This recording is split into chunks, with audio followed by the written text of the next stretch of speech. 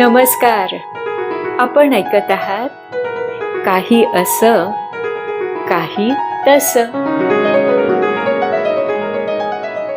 आपण ऐकत आहोत डॉक्टर स्वर्णलता भिशीकर यांनी खलील जिब्रान यांच्या द प्रॉफेटचा केलेला भावानुवाद. ह्या भावानुवादाचं नाव आहे प्रेषित संदेश. आता अलमित्रा पुढे आली आणि पुन्हा म्हणाली, विचार नि भावना यांच्याबद्दल सांगशील का?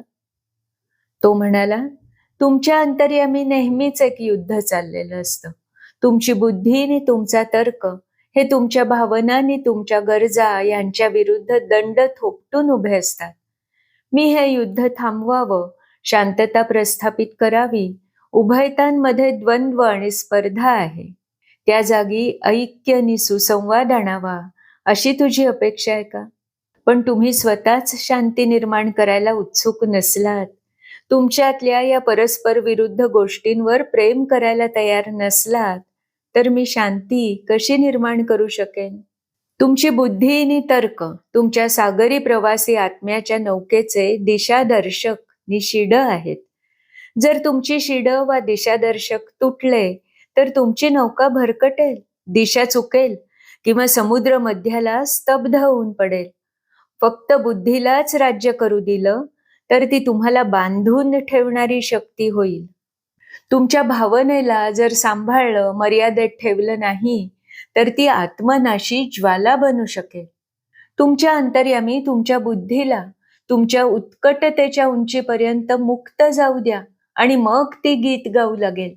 मग तुमचा आत्मा तुमच्या बुद्धीच्या सहाय्याने भावनेला दिशा देऊ दे. तुमच्या भावनेचा रोज पुनर्जन्म होऊ दे. फिनिक्स पक्ष्यासारखी तिच्या राखेतून तिला रोज नव्याने जन्मू दे.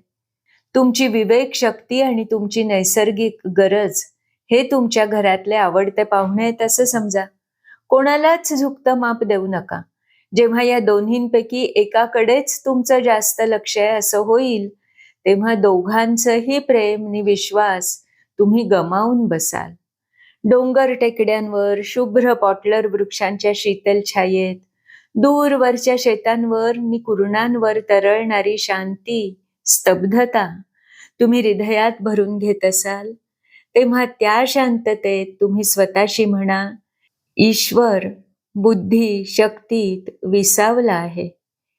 जेव्हा वादळ येतो, प्रचंड वारे अरण्याला गदा गदा हलवू लागतात, मेघगर्जना विजेचे कल्लोळ आकाशाचं स्वामित्व सिद्ध करत असतील, त्यावेळी भयचकित चित्तानी तुम्ही म्हणा, सर्वेश उत्कटतेत संचार करतो. तुम्ही ईश्वराच्या राज्यातला एक श्वास आहात, ईश्वराच्या उपवनातलं छोटं पान आहात. म्हणून तुम्हीही बुद्धीच्या ठाई विसावलं पाहिजे नि भावनेच्या पंखांनी संचार केला पाहिजे. एक स्त्री म्हणाली, प्रेषिता, आम्हाला वेदनेबद्दल सांग. त्यावर तो म्हणाला, तुमची वेदना ही तुमच्या आंतरिक जाणीवेवरचं एक कवच असतं. फळावरचं कठीण कवच फुटलं म्हणजे त्याचं हृदय सूर्याला सामोरं होतं. तेच काम तुमच्या बाबत तुमची वेदना करत असते. रोज तुमच्या जीवनात जे आश्चर्य घडत असतात, त्यामुळे तुम्ही जसे चकित आणि आनंदित होतात, तसेच वेदनेमुळेही होता, हे तुमच्या ध्यानी येईल. तुमच्या शेताभातांवर ऋतू येतात आणि जातात, तसंच तुमच्या मनाचे ऋतूही बदलते असतात. वेदनेचा शिशिर ऋतू तुमच्या जीवनात येऊन जात असताना त्याच्याकडेही शांत दृष्टीने पाहू शकाल का? पुष्कळशी वेदना आपणच निवडलेली असते. तुमच्या आजारी मनासाठी ते कडू औषध असतं, पण त्यामुळे तुम्ही बरे होता. तर त्या वैद्यराजावर विश्वास ठेवा. त्यांनी दिलेला कडू घोट मूकपणे शांतपणे पचवून टाका. त्याचा हात जड पोलादी लागला तरी अदृष्टाचा करुणामय हात त्याला वाट दाखवित असतो. जो पेला त्यांनी तुमच्या पुढे धरलाय, त्यातल्या रसायनांनी तुमचे ओठ जरी पोळत असले, तरी तो पेला करणारा जो कुंभार आहे, त्याने आपल्या पवित्र आसवांनी ती माती भिजवली आहे. असं म्हणू नका की मला अंतिम सत्य गवसलंय. शालीन मनाने म्हणा की मला एक सत्य गवसलंय. असा दावा करू नका की मी आत्म्याकडे जाणारा मार्ग शोधलाय. नम्रपणे एवढंच म्हणा की मी वाटचाल करत असताना मला आत्म्याचं दर्शन झालं. आणि आत्मा सर्वच पथांवरून चालत असतो. तो कोणा एका रेषेवरून चालत नाही किंवा गवतासारखा एका ठिकाणी उगवत नाही. अनंत पाकळ्यांच्या कमळाप्रमाणे आत्मा स्वतःहूनच प्रगट होत असतो. मग एक शिक्षक पुढे आले. ते म्हणाले, शिकवण्याबद्दल काही सांगा. तो उत्तरला, तुमच्या अंतर्यामी ज्ञानाची पहाट होत असते. तिथे जे अर्धजागृत अवस्थेत आहे तेच शिकवण्यातून स्पष्ट होतं. तिथे जे नाही असं कोणी कोणाला काही देऊ शकत नाही. ज्ञान मंदिराच्या परिसरात जो शिक्षक आपल्या शिष्यासह वावरत असतो, तो स्वतःचं ज्ञान केवळ त्यांना देत नसतो, तर त्याची श्रद्धा आणि प्रेमही देत असतो. जो आपल्या ज्ञानाच्या वास्तूत येण्यासाठी तुम्हाला आवाहन करत नाही, तर तुमच्या स्वतःच्याच मनाच्या दालनाच्या उंबरठ्याशी नेतो, तो खरा ज्ञानी. अवकाश यात्री त्याला अवकाश कसं दिसलं ते तुमच्या पुढे शब्दात मांडेल, पण अवकाशाचा अनुभव तो तुम्हाला देऊ शकणार नाही. साऱ्या सृष्टीत भरून राहिलेला लयताल एखादा गायक तुम्हाला ऐकवेल, पण तो लयताल अवकाशातून पकडणारा कान किंवा हुबेहूब उमटवणारा स्वर तो तुम्हाला देऊ शकणार नाही. जो गणितातला तज्ज्ञ आहे तो तुम्हाला वजन आणि मापांच्या दुनियेविषयी सांगू शकेल, पण तो तुम्हाला तिथे घेऊन नाही जाऊ शकणार, कारण एका माणसाच्या स्वप्नांचे पंख उसने घेऊन दुसऱ्याला भरारी मारता येत नाही. परमेश्वराच्या जाणीव कक्षेत आपल्यापैकी प्रत्येक जण स्वतंत्रच उभा असतो. आपल्या ईश्वर विषयक जाणीवांच्या विश्वात आपण एकटेच उभं राहिलं पाहिजे. ईश्वराच्या सृष्टीविषयक जाणीवेतही आपण एकटंच उभं राहिलं पाहिजे. एका युवकाने उठून विचारलं, मैत्रीविषयी तुम्हाला काय वाटतं? तो म्हणाला, तुमचा मित्र हा तुमच्या गरजांना मिळालेला प्रतिसाद असतो. प्रेमाचं बीज लावण्यासाठी तो तुमचं क्षेत्र आहे. ते पीक भरभरून आलं की कृतज्ञतापूर्वक स्वीकारा. तुमचा मित्र तुमचं घर आणि तुमचा आधार असतो. भूक लागली की तुम्ही त्याच्याकडे जाता, त्याच्या सहवासात शांती शोधता. तुमचा मित्र जे बोलत असेल त्याला तुमच्या अंतःकरणातून सहमती आली तर होय म्हणा, नाही आली तर मोकळेपणाने नाही म्हणा. तो जेव्हा बोलत नसतो तेव्हाही तुमचं हृदय त्याचं मनोगत ऐकतच असतं. मैत्रीमध्ये शब्दांशिवायच सर्व विचार, सर्व आकांक्षा, सर्व अपेक्षा जन्माला येतात आणि अव्यक्त आनंदाने एकत्र अनुभवल्या जातात. मित्रापासून वियोग झाला तर दुःखी होऊ नका. तुम्ही त्याच्यावर नेमकं का प्रेम करता हे तुम्हाला वियोगातच अधिक स्पष्ट होईल. पर्वत चढताना जितका कळत नाही तितका सपाटीवर उभं राहून पाहिलं की कळतो. मैत्रीमध्ये आत्म्याच्या खोलीत उतरण्याखेरीज काही हेतू असू नये. जे स्वतःचं रहस्य जाणून घेण्याखेरीज आणखी काही हेतूनी केलं जातं ते प्रेम नसून जाळं पसरणंच असतं. त्यातून जे हाती लागतं त्यामुळे माणसाचा काहीच लाभ होत नाही. स्वतःजवळ जे सर्वोत्तम असेल ते मित्रासाठी ठेवा. त्याला तुमची भरती ओहोटी माहिती असायला हवी असेल तर तुमचे महापूरही त्याला माहिती असू द्या. निव्वळ वेळ काढायला मित्राची काय आवश्यकता? ज्यावेळी उत्कटतेने जगायचं असेल त्यावेळी तो संगाती असू द्या. तो तुमची गरज पूर्ण करण्यासाठी आहे, तुमचं रिकामपण भरून काढण्यासाठी नाही. मैत्रीच्या मधुरतेने खळाळणारं हास्य असू द्या, सुखांची देवघेव असू द्या. छोट्या छोट्या गोष्टींच्या दवबिंदूंमध्ये हृदयाची पहाट होते आणि त्याला ताजेपणा येतो. एक पंडित उठून उभे राहिले. ते म्हणाले, संभाषणाबाबत, बोलण्याबाबत काही सांगा. तो उत्तरला, ज्यावेळी आपल्या विचारांसह आपण स्वस्थपणे राहू शकत नाही त्यावेळी आपण बोलायला प्रवृत्त होतो. आपल्या अंतर्यामीच्या शांततेत जेव्हा आपण राहू शकत नाही तेव्हा ओठ उघडून आपण बोलू लागतो. तो आपला रिकामपणाचा विरंगुळा आहे. परंतु बऱ्याचशा बोलण्यामुळे मनुष्याचं चिंतन अधिक मारलं जातं. विचार हा मुक्त आकाशातला पक्षी आहे. शब्दांच्या पिंजऱ्यात तो कदाचित पंख फुलविल, पण त्याला उडता येणार नाही. आपल्यापैकी काही जणांना एकाकीपणाचं भय वाटतं, म्हणून ते बोलघेवड्यांची संगत शोधतात. एकटेपणाच्या शांततेत त्यांना स्वतःचं अनावृत्त दर्शन होतं. त्याला ते घाबरतात, ते टाळतात. आणखी काही जण बोलतात, त्यांना स्वतःला नकळत किंवा अभावितपणे त्यांना आकलन न झालेली सत्य ते बोलून जातात. काही जण असे असतात की अंतर्यामी त्यांना सत्याचं आकलन झालेलं असतं, पण ते शब्दात बोलत नाहीत. त्यांच्या हृदयात चैतन्य शांतीच्या लयतालाच स्पंदन असतं. जेव्हा तुम्हाला रस्त्यावर वा बाजारात तुमचा मित्र भेटतो, तेव्हा त्याच्यासाठी तुमचं अंतःकरण उचंबळून ओठांवर येऊ द्या. तुमच्या अंतर्यामीचा आवाज त्याला त्याच्या अंतर्यामीच्या कानांनी ऐकू द्या.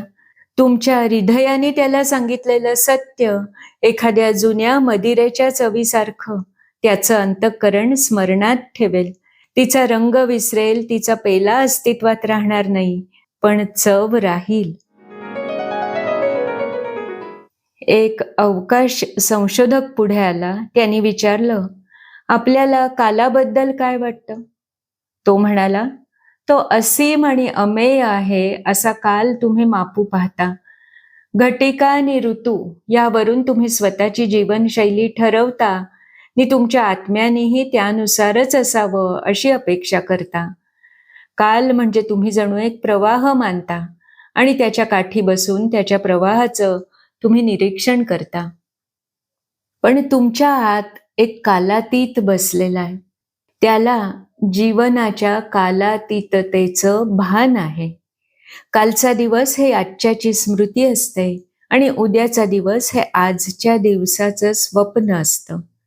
जो तुमच्या आत शाश्वताची गीतं गातो आणि चिंतन करतो, तो तर अजून सर्जनाच्या त्याच पहिल्या क्षणात रेंगाळते, ज्यावेळी हे तारे अवकाशात फेकले गेले. आपल्या प्रेमाची शक्ती असीम आहे असं तुमच्यापैकी सर्वांनाच वाटतं ना? त्या असीम प्रेम आपल्या अस्तित्वाच्या गाभ्यातच असून प्रेमासंबंधीच्या एका विचाराकडून आपण दुसऱ्या विचाराकडे जातो. प्रेमाच्या एका कृतीकडून अन्य कृतींकडे जातो. प्रेम जसं अखंड अफूट आहे, तसाच काल देखील अखंड एकरस नाही का?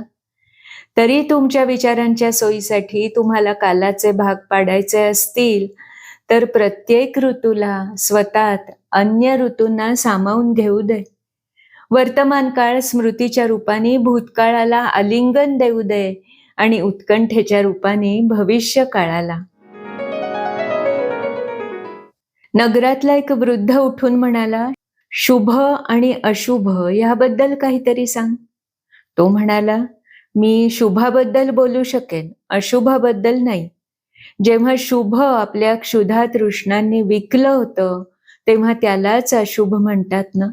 जेव्हा शुभाला भूक लागते, तेव्हा त्या अंधाऱ्या गुहांमध्ये सुद्धा भूक शमवायला जातं आणि त्याला तहान अनावर होते, तेव्हा मृत पाणी प्यायलाही ते कचरत नाही. तुम्ही जेव्हा आपल्या आत्म्याशी एकरूप असता, तेव्हा चांगले असता. पण ज्यावेळी आत्म्याशी एकरूप नसता, तेव्हाही वाईट असता असं नाही. एका घराची जेव्हा विभागणी होते, त्यावेळी काही ते लगेच डाकूंची गुहा होत नाही. दिशा दर्शकाशिवाय नौका भरकटेल, धोक्याच्या ठिकाणी फिरेल, पण लगेच काही रसातळाला जाणार नाही. तुम्ही स्वतःजवळचं काही देण्याचा प्रयत्न करता, तेव्हा तुम्ही चांगले असता. पण स्वतःसाठी तुम्ही काही मिळवण्याचा प्रयत्न करता, तेव्हा तुम्ही वाईट असता असं नव्हे.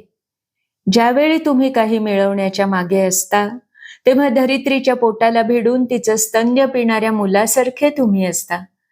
फळ काही मुलाला असं म्हणू शकत नाही की माझ्यासारखा परिपक्व हो आणि भरभरून दे, कारण देणं ही फळाची गरज आहे, घेणं ही मुलांची गरज आहे. आपण काय बोलत आहोत याचे पूर्ण भान असेल तर तुम्ही चांगले असता. पण झोपेत तुमची जीभ जेव्हा अर्थहीन शब्द पुटपुटत असते, तेव्हाही तुम्ही वाईट नसता. अडखळत बोललेले 4 शब्द सुद्धा दुबळ्या जिभेला बळ देऊ शकतात. आपल्या ध्येयाच्या दिशेने तुम्ही कणखर, शक्तिमान पावलं उचलत चाललेले असता, तेव्हा तुम्ही चांगलेच असता. पण त्या दिशेने तुम्ही लंगडत चाललेला असलात तरी वाईट नाही. जे लंगडत चालतात तेही पुढेच जातात, उलट्या दिशेने प्रवास करत नाहीत. पण लंगडणाऱ्या बरोबर लंगडत जाणं ह्याच सहृदयता आहे असं समजू नका. तुम्ही जर समर्थ आणि गतिमान असाल तर तशाच वेगाने पुढे जा. चांगलं असण्याच्या शेकडो तऱ्हा आहेत. आणि ज्यावेळी तुम्ही चांगले नसता त्यावेळी वाईटच असता असं नाही. तुम्ही रेंगाळत असता, मंद गतीने चालत असता. हरणं कासवांना चपळपणा शिकवू शकत नाहीत याचा खेद जरूर वाटू द्या. आपण श्रेष्ठ व्यक्तित्व मिळवावं यासाठी तुमच्यात जी तळमळ असते ते तुमच्यातलं सर्वोत्तम शुभत्व आहे. पण तुमच्यापैकी काहींच्यात ही प्रेरणा एखाद्या सर्व शक्तीनिशी सागराकडे धावणाऱ्या महास्रोतासारखी प्रबल असते. रानावनातली गाणी आणि डोंगर टेकड्यांची रहस्यही ती आपल्या बरोबर घेऊन जाते. आणि काहींच्यात ही प्रेरणा मलूल प्रवाहासारखी वळणांवर थांबत थपकत कशी बशी समुद्र किनाऱ्यांपर्यंत पोचते.